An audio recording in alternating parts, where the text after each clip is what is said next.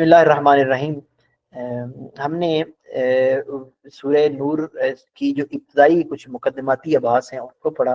سورہ نور کی ابتدا جو ہے وہ اس نوعیت کی کیوں ہے، اس سختی سے کیوں ہے، فوری اس مسئلے پر جو ایک معاشرتی مسئلہ ہے اس کو کیوں ڈسکس کیا گیا ہے، سزا کو کیوں بیان کیا گیا ہے، سزا و جزا کا اسلام کے اندر معاملہ کیا ہے، اور اس کے بعد جو ہے وہ معاشرتی جو کچھ مسائل ہیں جس کو خداوند عالم نے بیان کیا، چاہے وہ مسئلہ لیان ہو، چاہے مسئلہ عفق ہو، اس نوعیت کے جو مسائل ہیں اس کو خداوند عالم نے سورہ نور میں کیوں بیان کیا ہے، اس کی وجہ کیا ہے، سورہ نور کی اہمیت کیا ہے، اس پیش نظر معاشرتی مسائل کی اہمیت کیا ہے، خداوند عالم کے تبیینی جو مسائل ہیں، یا اسی طریقے سے ہدایتی جو قصہ ہے، جو ہدایتی پورا ایک انداز ہے خداوند عالم کا، اس میں انفرادی جہاں احکامات ہیں وہاں اجتماعی، اور اجتماعی بھی بالخصوص اس نوعیت کے مسائل کو جو بیان کیا گیا ہے وہ معاملہ کیا ہے، کیوں ہے، کس لیے ہے، اس کو ہم نے ایک دفعہ بیان کیا۔ اور اس کے بعد پھر ہمارا جو چھٹا لیکچر ہے اس کے اندر ہم نے واقعی عفق کو جو بالعموم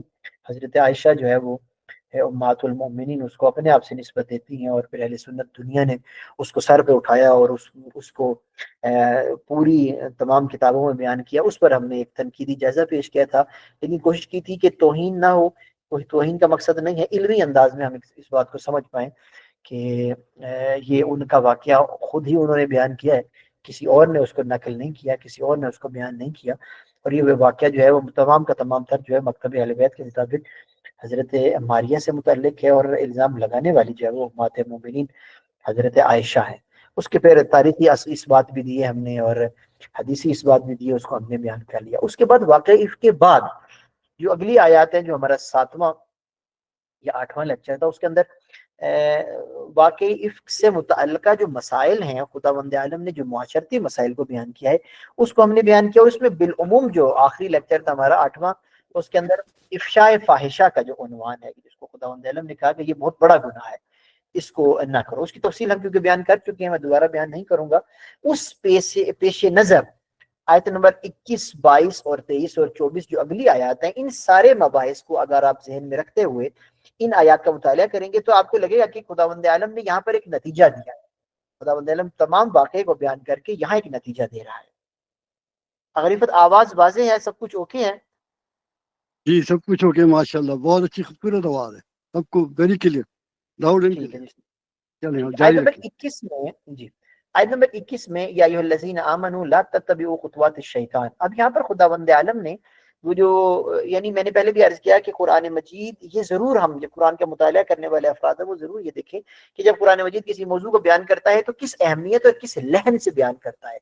بعض چیزوں کو قرآن مجید بائی دا وے بیان کرتا ہے، ہمیں بھی ان کو بائی دا وے اتنی ہی اہمیت دینی چاہیے۔ بعض مضامین کو قرآن مجید بہت تاکید سے بیان کرتا ہے، بعض کو خداوند عالم انتہائی تاکید کے ساتھ بھی، اور اس کے ساتھ ساتھ اگر اس پر عمل نہ کیا جائے تو دھمکی بھی دیتا ہے۔ ہمیں ان چیزوں کو دیکھنا چاہیے۔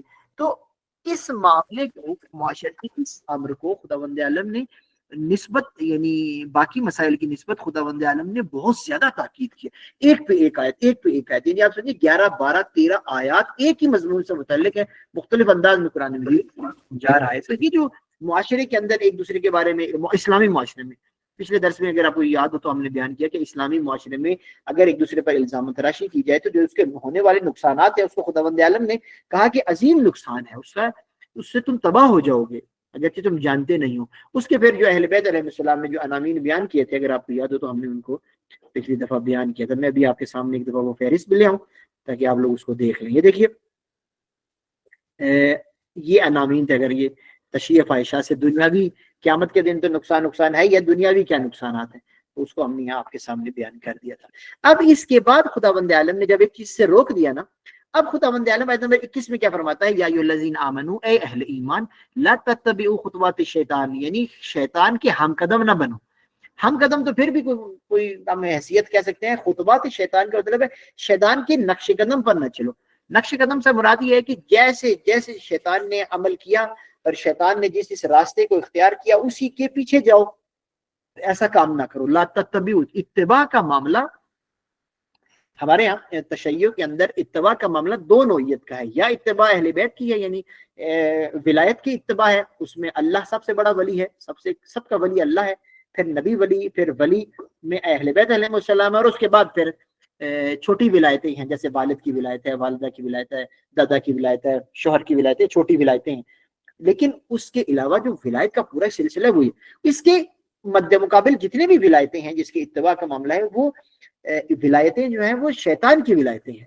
اب کہا کہ لا تتبعوا خطوات الشیطان، شیطان کی کبھی بھی پیروی نہ کرنا۔ اب یہاں پر شیطان، کیونکہ جس پیرائے میں گفتگو ہو رہی ہے، جس معاملے میں گفتگو ہو رہی ہے، وہ دو معاملات ہیں، ایک یہی معاشرتی مسائل اس کی بات ہو رہی ہے، اور بالخصوص دوسرا یہ کہ وہ لوگ کہ جنہوں نے اس امر کو زیادہ بھیانک کیا، اس امر کو زیادہ بیان کیا، یعنی تشریح فاحشہ کی، تو لہٰذا جنہوں نے، دیکھیے ایک الزام لگتا ہے، اس الزام لگنے کے بعد اب اس پر جو پھیلانا شروع کرتے ہیں، وہ خداوند عالم نے منع کیا، یہ بھی نہیں کہا۔ الزام لگانا بھی حرام ہے، الزام لگانے پر تاکید کرنا بھی حرام ہے، اس پر گفتگو کرنا بھی حرام ہے۔ اب اس سارے معاملے کو خداوند عالم نے شیطانی امر قرار دیا ہے۔ لا تتبعوا خطوات الشیطان، کبھی بھی شیطان کے ہم قدم نہ بننا، نقش قدم پر نہ چلنا۔ وَمَن، اب آگے توجہ کیجیے، وَمَن يَتَّبِعْ خُطُوَاتِ الشَّيْطَانِ، اور اگر کسی نے اتباع کر لی، شیطان کی پیروی کر لی، شیطان کی ہم یعنی تحت قدم چلنا، نقش قدم پر چلنا شروع کر دیا۔ اب توجہ کیجیے، کیونکہ مربوط دیکھیے کتنا معاملہ ہے، فَإِنَّهُ يَأْمُرُ بِالْفَحْشَاءِ وَالْمُنكَرِ، اس کا مطلب یہ ہے کہ وہ پھر امر کرتا ہے فحشا، یعنی جس فحشا کا خداوند عالم نے منع کیا پیچھے، تو اگر کوئی شیطان کی پیروی کرتا ہے تو اس کی سب سے بنیادی ترین علامت یہ ہے کہ وہ افشاء فحشا کرتا ہے، وہ فحشا کا امر دیتا ہے، اور منکرات الہی کا امر دیتا ہے، یعنی یہ معاملہ اتنا سنگین ہے۔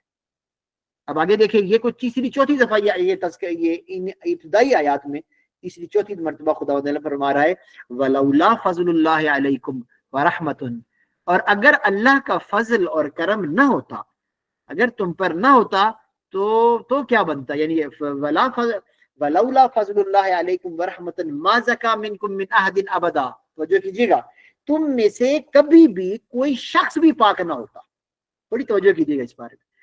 خداوند عالم نے، کیونکہ بعض لوگ جو ہے نا زیادہ نیک بنتے ہیں، ان کو اگر کسی کی توجہ، میں دوبارہ عرض کرنا چاہ رہا ہوں، تھوڑی توجہ کیجیے گا، یعنی خداوند عالم نے لوگوں کو مختلف صلاحیات کا مالک بنا کے اس دنیا میں بھیجا ہے۔ اب ان صلاحیات کے مطابق ہوتا یہ ہے کہ بعض لوگ جو ہے ان کو گناہ کا موقع نہیں ملتا، بعض لوگوں کو گناہ کا موقع مل جاتا ہے، بعض جیسے کہ دنیا ہے یہ۔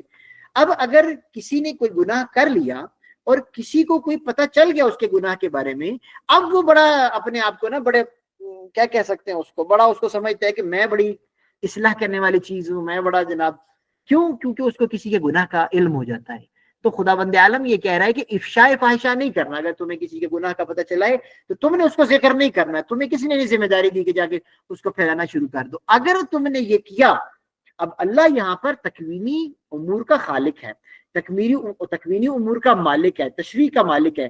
آپ یہ سمجھیے جو لہن ہے خداوند عالم کا، وہ کیا ہے، وہ دھمکی دے رہا ہے کہ اگر تم نے افشاء فاحشہ کیا تو آپ سمجھو کہ آپ کی بھی ایسی ہی بدنامی ہوگی جیسے دوسروں کی کر رہے ہو۔ اس کی روایات بھی بہت زیادہ ہیں، میں نے آپ کے سامنے اوپر پیچھے روایات پڑھی کہ وہ اس وقت تک مرتا نہیں ہے جب تک اس کے بارے میں ایسی بات نہ پھیل جائے۔ قیامت والے دن الگ مسائل ہیں، حشر کے میدان میں اس کو بلند کھڑا کیا جائے گا اور وہ توبہ کرے گا اور کہے گا کہ جی میں نے غلط بیانی کی تھی اس کے بندے میں، اس بندے کے بارے میں، اس بندے کے بارے میں۔ بہرحال یہ جو لہن ہے اس کو توجہ کیجیے گا، وَلَوْلَا فَضْلُ اللَّهِ عَلَيْكُمْ وَرَحْمَةٌ، اے وہ لوگ جو دوسروں کی باتیں پھیلاتے ہو، مَا زَكَى مِنْكُمْ مِنْ أَحَدٍ أَبَدًا، اگر اللہ کا فضل نہ ہوتا نا تو تم میں سے کوئی ایک بھی نیک نہ ہوتا، تم سب اس غلاظت میں ہوتے جو دوسروں کے بارے میں تم بدنامی کی باتیں کرتے ہو۔ لہذا بچو اس بات سے، اگر اللہ نے کہا ہے کہ بات نہیں کرنی، اگر اللہ نے کہا افشاء فاحشہ نہیں کرنا، اگر اللہ نے منع کیا ہے تو بس منع ہو جاؤ، اتنی دھمکی کافی ہے۔ جیسے کہتے ہیں نا بعض خطیب کہتے ہیں کہ بس اور مجھے اور بولنے پر مجبور نہ کرو۔ خداوند عالم کا لہن یہ ہے، اگر اللہ کا فضل نہ ہوتا اور اللہ کی رحمت نہ ہوتی، دیکھیے لفظ کتنے بھاری لفظ ہیں اللہ کی طرف سے، ما زکا منکم من احد ابدا، تم میں سے کوئی ایک کبھی بھی نیک نہ بچتا، تمام کے تمام تم لوگ گناہوں کی وادیوں میں ہوتے۔ یہ اللہ کا فضل ہے کہ اللہ نے تمہیں بچایا ہے، اور اگر اللہ نے تمہیں بچا لیا ہے تو چار گناہ کرنے والے کو حقیر نہ جانو، اس کی بازگشت کا انتظار کرو، کوشش کرو کہ وہ واپس پلٹ آئے، اس کو بدنامی نہ کرو۔ آگے دیکھیں، وَلَكِنَّ اللَّهَ يُزَكِّي مَن يَشَاءُ، ہاں معاملہ یہ ہے کہ اللہ کی مشیت جس کے بارے میں ہوتی ہے وہی پھر اسی راستے کو ادامہ دیتا ہے۔ کتنے ہی ایسے لوگ ہیں کہ جو نیک اور پارسا تھے، جنہوں نے دوسروں کو برا جانا، دوسروں کی برائیوں کو پھیلایا. ہم نے دیکھا اپنی زندگیوں میں کہ وہ خود اسی گناہ کا شکار ہوئے اور اسی بدنامی میں مرے. ولیکن اللہ یزکی من یشاء، خداوند عالم کبھی بھی، خداوند عالم یعنی لیکن نہ دیکھیں، ولیکن اللہ یزکی من یشاء، لیکن اللہ کی مشیت اگر ہوتی ہے تو کوئی شخص جو ہے وہ پاک رہتا ہے. لہذا اگر کوئی اس معاشرے میں پاک ہے اور کوئی پاک نہیں ہے، تو جو پاک نہیں ہے اس کو حکم ہے کہ واپس آئے، لیکن جو پاک ہے اس کو حکم نہیں ہے کہ وہ سب کو جو ہے سب کا چاچا بنتا پھرے اور وہ جناب دوسروں کو مورد تنقید ٹھہرائے. اس کی یہ ذمہ داری نہیں ہے. افشاء فحشا نہیں کر سکتا، ہاں اصلاح کر سکتا ہے، یہ الگ عنوان ہے. واللہ سمیع علیم، اور خداوند عالم جو ہے وہ سمیع ہے اور علیم ہے. اگر کوئی توبہ کرتا ہے تو خداوند عالم سمیع ہے. اگر دل کی گہرائیوں سے وہ توبہ کرتا ہے اور کلام کو زبان پر بھی نہیں لاتا تو خداوند عالم سن لیتا ہے اور علیم ہے اور جان لیتا ہے کہ کون توبہ کر رہا ہے، کون توبہ نہیں کر رہا ہے، کون مغرور ہے، کون مغرور نہیں ہے، کون یزکا ہے، کون یزکا نہیں ہے. یہ تمام کی تمام باتیں خداوند عالم کے سامنے ہیں، خداوند عالم کے علم میں ہے. اب دیکھ رہے ہیں آپ کس طریقے سے خداوند عالم نے موضوع یہاں سمیٹا ہے. آگے چلیے اگلی آیت میں بیان کرتا ہوں. تفسیری معاملہ انشاءاللہ میں آگے بیان کروں گا. ایک اور عنوان ہے جو آج بیان کرنا ہے، ولا یاتی اب دیکھیے یہاں پر یعنی یہ اتنا اہم مسئلہ ہے، اتنا اہم مسئلہ ہے. اگر کسی سے کوئی غلطی ہو گئی تو یہ نہ ہو تم اس کو معاشرے میں رہ نہیں نہ دو، ایسا کام نہ کرنا. خداوند نے اسپیشل اگلی آیت میں کیا بیان کیا، ولا یاتی اولو الفضل منکم وسعۃ ان یؤتوا اولی القربى والمساکین والمہاجرین فی سبیل اللہ ولیعفوا ولیصفحوا الا تحبون. آگے الگ عنوان. اب توجہ کیجیے، اس آیت میں خداوند عالم کیا کہہ رہے ہیں کہ تم میں سے جو لوگ احسان کرنے والے ہیں، یعنی کون لوگ؟ جو ذرا مالدار ہیں، اولو الفضل ہیں، اور جو اولو السعہ ہیں، جو ذرا نسبتاً مالدار طبقہ ہے معاشرے کے اندر. جیسے کچھ لوگ مالدار ہوتے ہیں، یہ نہ ہو کہ معاشرے کے اندر کچھ مالدار طبقہ موجود ہو، کچھ جو ہے وہ اہل احسان اور اہل کرامت کوئی فرد موجود ہو، کوئی لوگ موجود ہوں جن لوگوں سے کچھ غلطیاں ہوئی ہیں، چاہے افشاء فاحشہ کی غلطی ہو، چاہے خود گناہ کی غلطی ہو، اس نوعیت کی کوئی بھی اگر کسی نے غلطی انجام دی، ایسا نہ ہو کہ ان یؤتوا اولی القربى والمساکین والمہاجرین فی سبیل اللہ ولا یاتی. کیا مطلب؟ یعنی یہ نہ ہو کہ تم جن کو پیسہ دیتے تھے، جن پر احسان کرتے تھے، جن سے نیکی کرتے تھے، جن کی مدد کیا کرتے تھے، ان گناہوں کی وجہ سے اگر وہ توبہ کر لیں تو تم جو ہے وہ کیا کرو، ان سے ان کی مدد کھینچ لو. ایسا نہ کرنا کبھی بھی. دیکھیں میں اس کا ترجمہ پڑھتا ہوں. تم میں سے جو لوگ احسان کرنے والے اور مال و دولت میں وسعت والے ہیں، وہ قریبی رشتہ داروں، مسکینوں اور فی سبیل اللہ ہجرت کرنے والوں کو کچھ دینے سے گریز نہ کریں، دریغ نہ کریں، اور انہیں عفو درگزر سے کام لینا چاہیے. ایسا نہ ہو کہ دیکھیں ولیعفو ولیصفحوا، ایسا نہ ہو کہ مثال کے طور پر ایک معاشرے کے اندر کسی نے کوئی گناہ کر دیا، غلطی ہو گئی، اب اس نے توبہ کر لی، تو اگر اب اس کو کچھ دیتے تھے تو یہ نہ ہو کہ غصے میں آ کے اب اس کو دینا چھوڑ دیں. اگرچہ اہل سنت نے اس کو کسی فرد سے مربوط بھی کیا گیا ہے، ایک پوری داستان اس کے بارے میں بنائی گئی ہے، لیکن یہ کلی عنوان ہے. اگر معاشرے میں کسی سے کوئی غلطی ہو بھی جاتی ہے تو اس کو معاشرے سے کاٹ نہیں دینا. توبہ اگر اس نے کر لی اس کو واپس لے لو، جیسے تم چاہتے ہو کہ خداوند رب تمہیں معاف کر دے، تم اس کو معاف کر دو. یہ دیکھیں الا تحبون، کیا تم پسند نہیں کرتے ان یغفر اللہ لکم، کہ خداوند عالم تمہیں مغفرت کر دے، تمہاری مغفرت کر دے، تمہیں بخش دے. اگر تم پسند کرتے ہو تو پھر ایک کام کرو کہ جو ایسی کو اگر غلطی کر بھی لیتا ہے اور توبہ کرتا ہے اور اس کے بعد وہ ایسے کام کو انجام نہیں دیتا تو خاموش ہو جاؤ اور اس کو موقع دو کہ وہ اپنی اصلاح کر سکے. اگر تم چاہتے ہو اللہ تمہیں معاف کر دے تو تم بھی لوگوں کو معاف کر دو. اللہ غفور الرحیم، اور خداوند عالم غفور اور رحیم ہے. غفران کا معنی میں پہلے بیان کر چکا ہوں، جبران کرنے والا. خداوند عالم یعنی اس کائنات ہے کیونکہ مالک ہے، تو اگر کوئی کوتاہی ہوتی ہے تو اس کو جبران کر دیتا ہے، اور خداوند عالم رحیم ہے. تو یہ دونوں آیات آپ یہ سمجھیں کہ اسی موضوع سے ہی متعلق ہیں جو ہم نے موضوع پیچھے پڑھا تھا.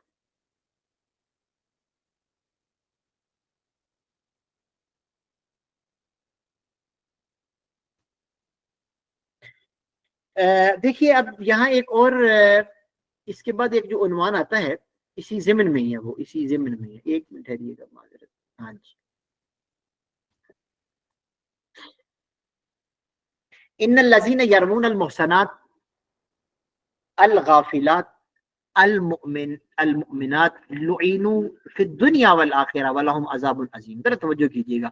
ان الذین، وہ لوگ کہ جو پاکیزہ مؤمن عورتوں پر، خواتین پر تہمت لگاتے ہیں. وہ خواتین کون سی ہیں؟ جو پاک دامن ہیں، جن کو معلوم ہی نہیں ہے، یعنی وہ بے خبر ہے اپنی تہمت سے.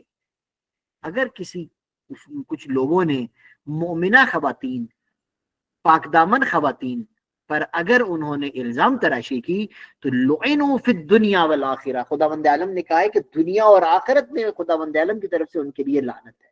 وَلَهُمْ عَذَابٌ عَظِيمٌ، اور خداوند عالم نے ان کے لیے عذاب عظیم کا اہتمام کر رکھا ہے. دوبارہ دیکھیے گا ان ساری آیتوں کے بعد دوبارہ سے ایک دفعہ ایک جملے کو دوبارہ تکرار، یعنی اسلامی معاشرے میں کسی نوعیت کی بھی اجازت نہیں ہے کہ کوئی پاک دامن عورت کے بارے میں کسی نوعیت کی کوئی گفتگو کرے، بالخصوص یہ گناہ سے متعلق مسائل کی کوئی گفتگو کرے، کسی نوعیت کی اجازت نہیں.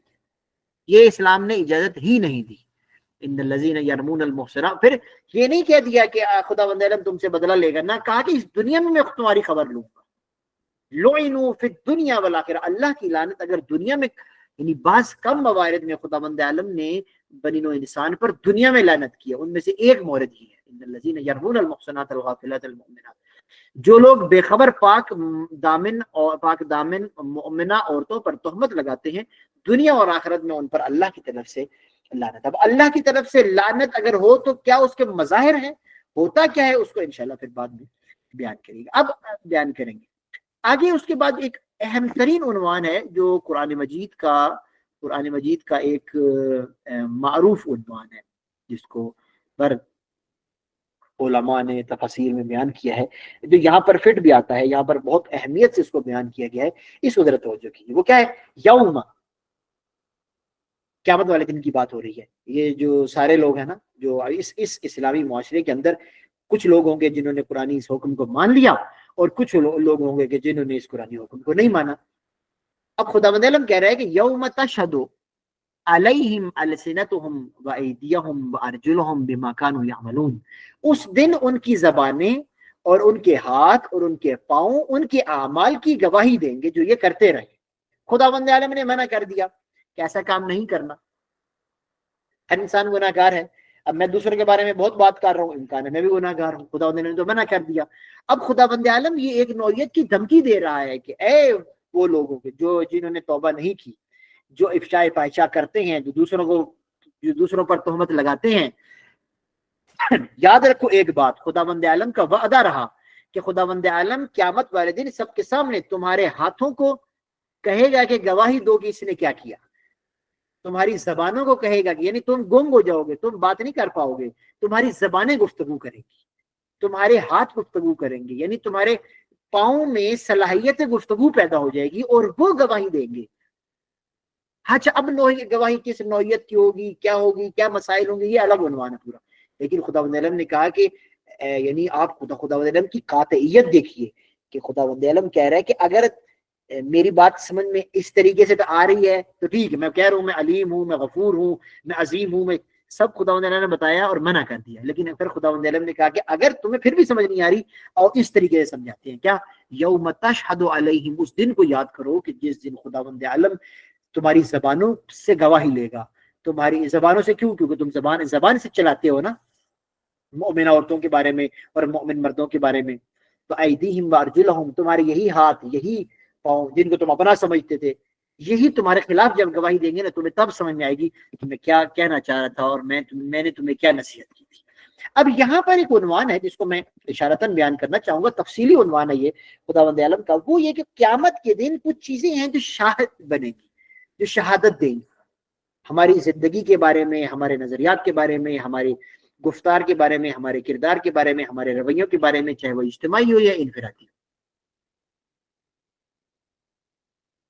یہ ایک الگ سے عنوان ہے. اور روایات معصومین میں اگر ہم جائیں تو ہمیں کم سے کم جو ہے وہ شہادت دینے والی جو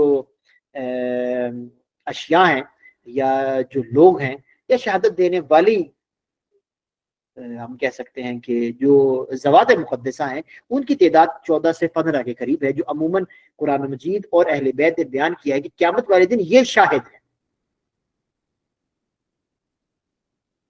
شاہد کا میں اگر اردو میں ترجمہ کروں، شاہد کا اگر میں اردو میں ترجمہ کروں تو وہ گواہ ہے۔ ابھی گواہی کے کیا عنوان ہے اس کو انشاءاللہ بعد میں بیان کریں گے اگلے درس میں اگر ہو سکا۔ یہاں یہ دیکھیے کہ اس دنیا میں، اس کائنات میں جو بھی امر پایا جا رہا ہے، چاہے وہ عقیدتی مسئلہ ہو، ذہنی مسائل، چاہے وہ کرداری مسائل ہو، چاہے وہ لسانی مسائل ہو، چاہے وہ عملی مسائل ہو، انسان نے جو بھی اس کائنات میں انجام دیا ہے، کیونکہ یہ نظام شہود ہے، کائنات کا پورا نظام شہود کی بنیاد پر بنا ہے، کیونکہ خدا بند عالم ہر جگہ ہے، ہر چیز کا خود شاہد ہے۔ پھر اس کے اراکین شاہد ہیں۔ اراکین میں سب سے پہلی جو اشیاء ہیں وہ ذوات معصومین ہیں۔ خدا بند عالم نے اپنے بعد معصومین کو خلق کیا۔ اب جب معصومین کو خلق کیا تو عقل کل معصومین سے صادر ہوئی ہے، طہارت کل معصومین سے صادر ہوئی ہے۔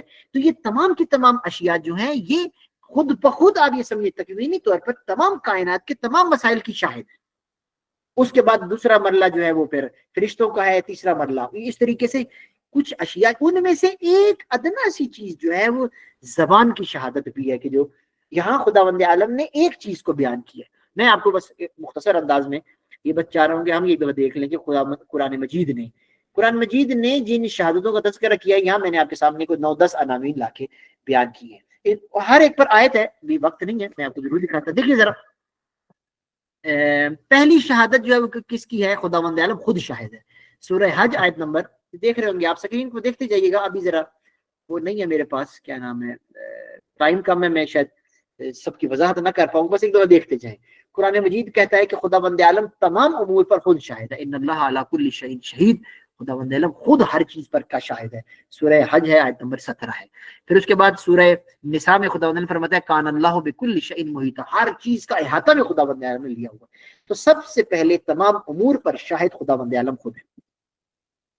دوسرا جو ہے وہ پیغمبر اور پھر تمام پیغمبر، سورہ نحل ہے اور آیت نمبر 89، وَيَوْمَ نَبْعَثُ فِي كُلِّ أُمَّةٍ شَهِيدًا، ہر امت میں ہم نے شہید قرار دیا، عَلَيْهِمْ مِنْ أَنفُسِهِمْ، جو انہی میں سے تھا، وَجِئْنَا بِكَ شَهِيدًا هَؤُلَاءِ۔ تو لہٰذا تمام پیغمبر جو ہیں وہ اپنی امت میں شاہد ہیں کہ اس امت نے کیا کیا۔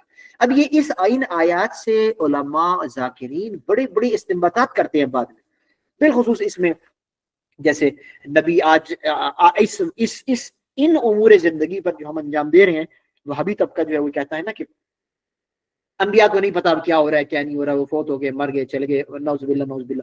تو یہ تمام کی تمام جو شہادت کی آیات ہیں یہ اس بات پر گواہ ہیں کہ نہیں، ایسا نہیں ہے۔ ایک تو خداوند عالم کی آیت ہے قرآن مجید میں کہ جو کہا کہ شہداء زندہ ہوتے ہیں، اور دوسرا یہ کہ اس نوعیت کی آیات ہے کہ امتوں کے گواہ وہ ہیں۔ تو جب وہ امتوں میں موجود نہیں ہیں تو انہوں نے گواہی کس بات کی دے دی؟ تو لہذا ایسا نہیں ہے، یہ ذوات مقدسہ شاہد ہیں ہماری زندگیوں کی۔ بہرحال تو پہلا شاہد خداوند عالم خود ہے، دوسرا شاہد جو ہے وہ پیغمبر، تمام پیغمبر ہیں، اور تیسرا جو شاہد ہے وہ ائمہ معصومین ہے۔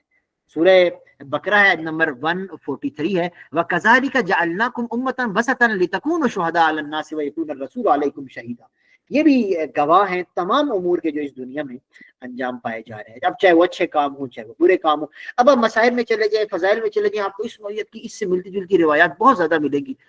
اب اس میں بعض لوگ سمجھتے ہیں کہ مبالغہ ہے، نہیں مبالغہ نہیں ہے۔ یعنی اگر ہم کہتے ہیں نا کہ حضرت فاطمہ الزہرا سلام اللہ علیہا کربلا کی شاہد تھی، تو لوگ سمجھتے ہیں کہ ایک ایسی خیالی بات، ایسی خیالی کوئی بات نہیں ہے۔ تکوین کائنات اس نوعیت کی ہے کہ اہل بیت علیہ السلام کے سامنے یہ کائنات پوری موجود ہے اور وہ شاہد ہے۔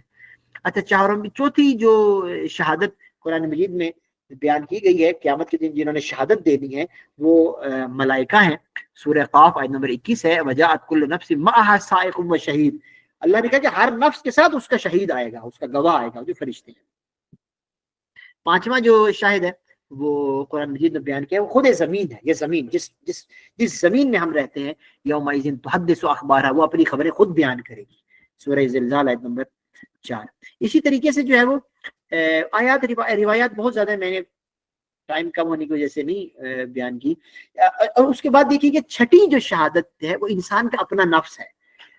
خداوند عالم نے کئی مرتبہ اس کو قرآن مجید میں بیان کیا ہے کہ انسان کا نفس خود شہادت دے دے گا کہ واقعا ایسا ہی ہے۔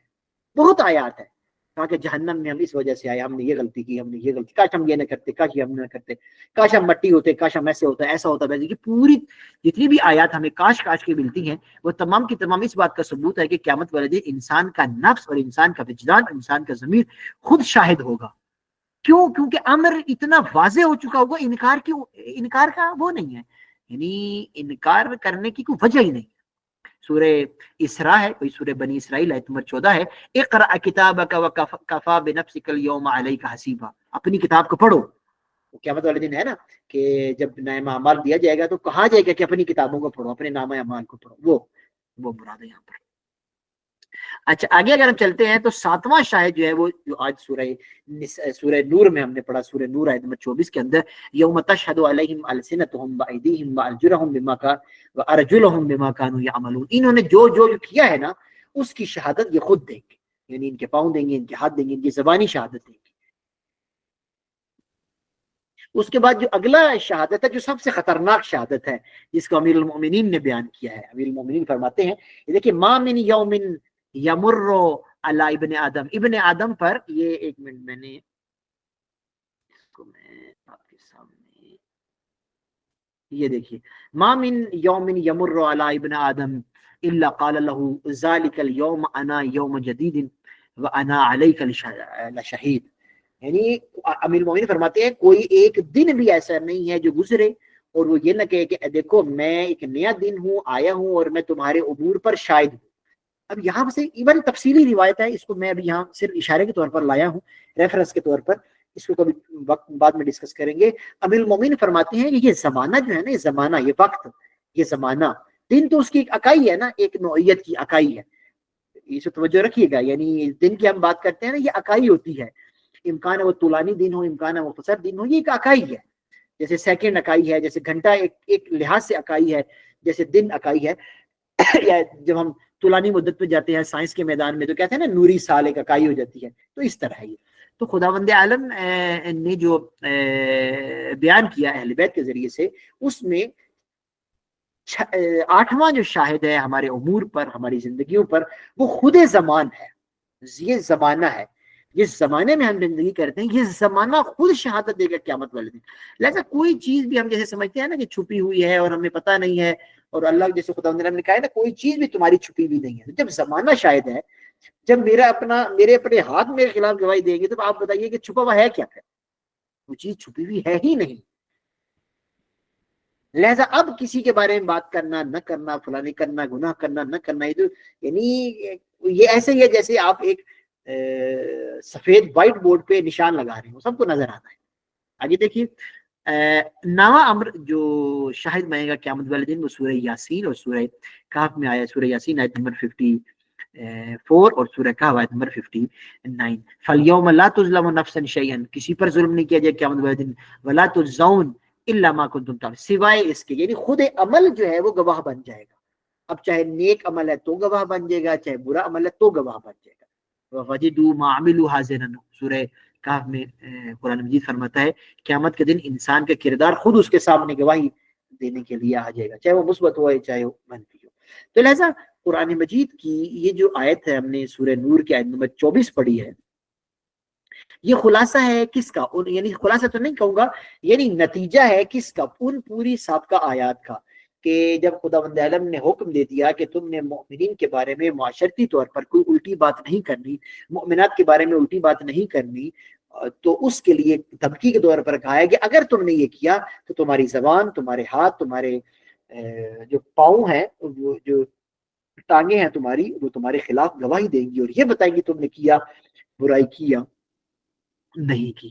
تم تو بڑے دوسروں کے بارے میں بات کر رہے ہو، بتاؤ تمہارا اپنا حال کیا ہے. اور اوپر والی اگر آیت آپ کو دیکھ لیں، اوپر والی آیت دیکھ لیں، تو اس کے اندر خداوند عالم نے بڑی سخت بات کی ہے. کیا کہا ہے آیت کے اندر؟ کہا کہ اگر اللہ کا فضل نہ ہوتا تو تم میں سے کوئی ایک بھی نیک نہ ہوتا. تو لہٰذا بس چھوڑ دو ان باتوں کو، اللہ سے پناہ مانگو اور آگے بڑھو، اپنی ذمہ داریوں کو انجام دو، چاہے وہ انفرادی ہو چاہے وہ اجتماعی ذمہ داری ہو. تو یہ جو آیت ہے، آیت نمبر 24، یہ اس سے آپ سمجھیے کہ استنباط ہم کر سکتے ہیں تمام باقی آیات جو میں نے آپ کے سامنے بیان کی ہیں، کہ خداوند عالم نے قیامت کے دن دیکھیے، خداوند عالم اکیلا کہہ دینا میں شاہد ہوں تو کافی ہے، اس میں کوئی اتنی وہ نہیں ہے کہ کوئی ثبوت کی ضرورت ہے. لیکن دیکھیے خداوند عالم نے اہتمام کیسا کیا ہے، یعنی قیامت والے دن کوئی چیز بھی غافل نہ ہو اس کے. جیسے مثال دیتا ہوں آپ کو، خداوند عالم نے ایک جنین کو پیدا کرنا ہے تو خداوند عالم نے اس کے لیے اہتمام کیا ہے. سورج ہے، چاند ہے، ستارے ہیں، لیکن اس کے باوجود جو ہے وہ کیا ہے، ماں کی کوکھ ہے. ماں کے کوکھ سے ایک کسی نے جنم لینا، یہ ایک اہتمام ہے. تو اسی طریقے سے خداوند عالم نے قیامت والے دن نظام شہود کو اپلائی کرنا ہے. تو اللہ خود شاہد ہے، کسی چیز کی تو ضرورت ہی نہیں تھی. لیکن آپ دیکھیے کہ خداوند عالم نے شہادتوں کو کتنا پھیلا دیا ہے، پورا نظام ڈیولپ کیا ہے کہ قیامت والے دن ہر چیز آیا ہو کر سامنے آ جائے. تو لہذا خداوند عالم سے دعا ہے کہ خداوند عالم قیامت والے دن ہمیں اہل بیت کے سامنے سرخرو کرے، واقعا سرخرو کرے. وآخر الدعوانا ان الحمد للہ رب العالمین، والسلام علیکم ورحمۃ اللہ وبرکاتہ.